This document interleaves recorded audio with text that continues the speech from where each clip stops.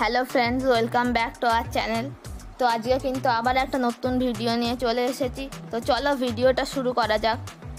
তো বন্ধুরা, তোমরা কিন্তু সবাই জানো আজকে ইন্টারকন্টিনেন্টাল কাপে মুখোমুখি হবে ইন্ডিয়া আর ভানুয়াতু। তো প্রথমেই যদি ভানুয়াতুর ব্যাপারে বলা যায়, তারা কিন্তু লাস্ট ম্যাচে 3-1 গোলে লেবাননের কাছে হেরেছিল এবং তাদের বর্তমান ফিফা র্যাঙ্কিং কিন্তু 164।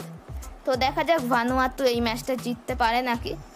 ভানুয়াতুতে কিন্তু অনেকই ভালো ভালো প্লেয়ার আছে। তো এবার যদি ভানুয়াতুর কি ফুটবল প্লেয়ারকে নিয়ে বলা যায়, তিনি কিন্তু হয়ে উঠতে পারেন ভানুয়াতুর ক্যাপ্টেন ব্রেন কাল্টাক, ডিফেন্ডার, কোস্টাল ম্যারিনার্সে কিন্তু খেলছেন। তো এবার যদি ইন্ডিয়ার ব্যাপারে বলা যায়, ইন্ডিয়া কিন্তু লাস্ট ম্যাচে 2-0 গোলে জিতেছিল মঙ্গোলিয়ার বিরুদ্ধে, একটা কিন্তু অসাধারণ জয়। তো এখন ইন্ডিয়ার কিন্তু বর্তমান ফিফা র্যাঙ্কিং আছে 101, মানে কিন্তু 101।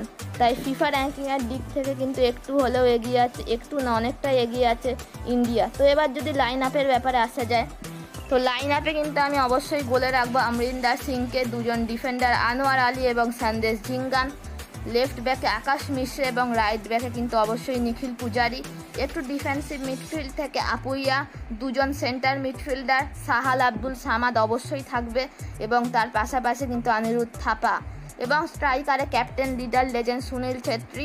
রাইট উইংয়ে কিন্তু আমি ছাং থেকে রাখবো, কারণ আমার কিন্তু ব্যক্তিগতভাবে উদান্তা সিংয়ের পারফরমেন্সটা পছন্দ হয়নি, এবং লেফট উইংয়ে আমি কিন্তু রাখবো মহেশ সিংকে।